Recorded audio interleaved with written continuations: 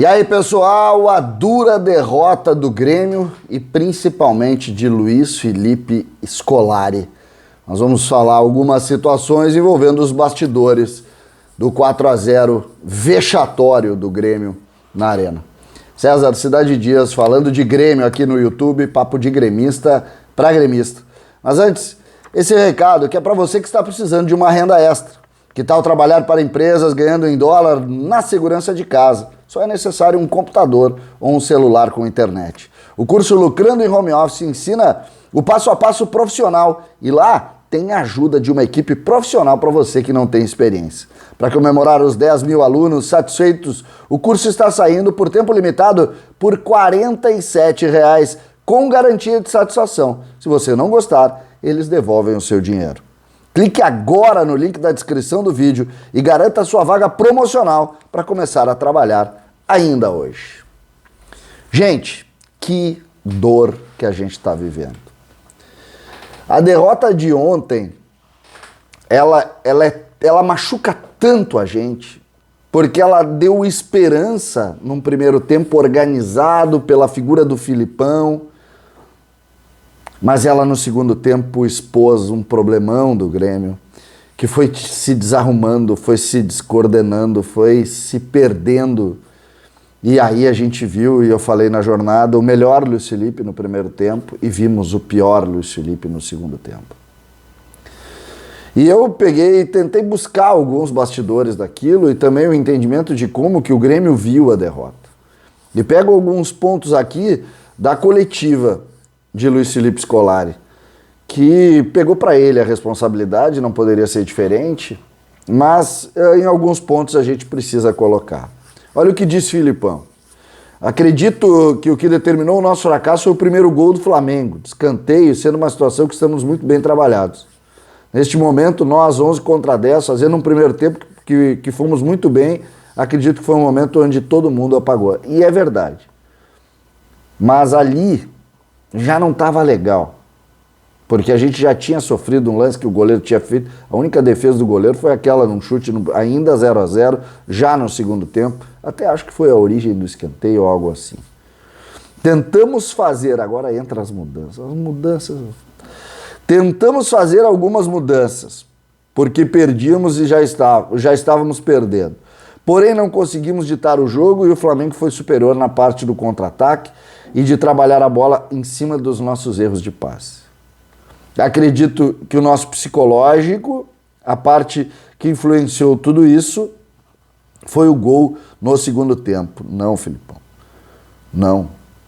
A principal influência, claro que o psicológico mexeu, mas a principal influência foi desmanchar o meio-campo, Filipão. Vamos seguir. Temos que afundar hoje. Estamos totalmente sem aceitar o 4-0. Mas a partir de amanhã temos que viver a nossa realidade, que é de jogarmos contra o Corinthians, uma possibilidade de sairmos da zona de rebaixamento. Para sábado, temos que tirar do pensamento essas situações ruins que vivemos hoje. Melhoramos o nosso espírito e melhorarmos o nosso espírito e voltarmos a ter aquele foco que tivemos nos jogos anteriores. Isso mesmo. Tem que tentar virar a chave. Mas antes de virar a chave, nós temos que falar sobre o que aconteceu ontem. Nós precisamos falar sobre o que aconteceu ontem. E aí a gente chega na responsabilidade do resultado. Se existe algum culpado, sou eu. Pois eu que escalei e principalmente substituí. Assumo total responsabilidade. A gente precisa tocar nesse assunto, principalmente para não se repetir. O Grêmio tinha 3 volantes, o Grêmio comandava o jogo no primeiro tempo, o Grêmio é que tinha a maior proximidade de abrir o placar. Filipão tira o Lucas Silva e bota o Campaz, fica com 2 volantes e um meia. Até ali, estava perdendo o jogo, mas estava perdendo o jogo num escanteio. Aí ele tira o Thiago Santos e bota o Diego Souza, que está do meu tamanho. E aí o Grêmio não só ficou com 10, o Grêmio ficou com 9. Tinha 2 centroavantes, tinha Luiz Fernando, tinha o Ferreira, que já são caras que não contribuem para defender. Aí tinha o Vijaçante, coitado, correndo, e o Campaz, que não sabia se era meia, se era volante. Meu Deus do céu. Então a responsabilidade... E vocês sabem como me dói dizer isso. Vocês sabem como me dói. Eu sou fãzaço do Filipão. Só que ontem o Filipão viveu a noite de 7-1 dentro da arena. A noite do 7-1 da Alemanha contra o Brasil, o Filipão viveu ontem na arena. E nós é que estamos sofrendo a dor dessa péssima jornada do segundo tempo do Luiz Felipe Scolari. E aí, acho que é importante a gente começar também a entender como que o Filipão vai ver daqui para frente, porque óbvio que essa dor da derrota que está na gente está nele também. Não podemos deixar a situação nos envolver. E aí ele entra já em como ele vai projetar. Claramente o Filipão se posiciona a dizer: nós aprendemos que não dá para atacar. O nosso time é um time de se defender e tentar jogar por uma bola e tentar brigar por aqui. Ele fez algumas ponderações, por exemplo, a jogadores que não vão atuar ou que correm risco, né? Sobre o Douglas Costa, ele disse: acredito que para o jogo de sábado ele esteja fora. Não sei por quanto tempo, mas para o jogo de sábado possivelmente. Não, ele está fora por muito tempo. O Douglas sentiu uma lesão no adutor da coxa num cruzamento.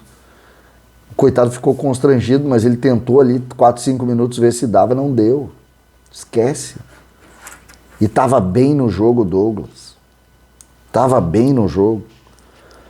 Aí sobre o Campaz, o Filipão disse: acredito que o Campaz entra em um momento em que a gente imaginava com 2 volantes daríamos mais liberdade, mas o Flamengo estava bem organizado e criou situações para nos ganhar de forma tranquila. Não tem nada a ver com o Campaz. O Campaz entra como meia, procura, tenta jogar, mas ali ainda tinha o Vijaçante e tinha o Thiago Santos. O problema não é ali. O problema é quando tirou o Thiago Santos e botou o Diego Souza. Aí tu bota 2 centroavantes lá, eles não queriam sobra mesmo, ficou com 1 a menos. E no meio campo tinha 3 a menos. Ferreira aberto de um lado, Luiz Fernando do outro. O que era aquilo? Futebol profissional. E aí as coisas acabaram caminhando para uma tragédia, e é sempre importante dizer isso, a pior derrota no caso, a pior derrota da história da Arena. O Grêmio ontem viveu a pior derrota da história da Arena, viveu a pior derrota da história do Grêmio na Copa do Brasil, clube que é das referências, 5 vezes campeão. E quando tu tem a pior alguma coisa, tu tem que ir mais adiante do que o próprio jogo. O Grêmio cometeu erros grosseiros no jogo e cometeu erros antes do jogo também. O Juan, por exemplo, o zagueiro, estava viajando na Itália e estava jogando o Rodrigues improvisado no lugar dele porque o outro estava machucado. O outro zagueiro que entrou completamente fora de forma, sem ritmo de jogo, sentiu o jogo. Quando foi pressionada a zaga vazou. Não adianta a gente tapar o sol com a peneira. Agora, que a gente precisa virar a chave, eu não tenho dúvida disso. A gente precisa montar uma outra estrutura? Precisa. A gente precisa virar a chave. Sábado tem jogo de novo. E o Grêmio tem que sair da 2ª divisão. Se eu for baixar a cabeça e for desistir do Grêmio, não sou gremista. Isso eu não vou fazer. Eu não vou desistir do Grêmio jamais. Agora, que a dor do episódio ela machuca, não tenho nenhuma dúvida. Nenhuma dúvida. Ela machuca e machuca demais. Por quê? Porque foi muito ruim. Foi muito ruim a gente ver o Grêmio se desmanchar como se desmanchou. O Grêmio não está sem nenhuma estrutura emocional para tratar as coisas. Um time completamente maluco. O que foi a atitude do Wanderson? O Wanderson queria quebrar a perna do jogador do Flamengo lá, depois de estar tomando 4. No início do jogo já estava brigando. O que houve?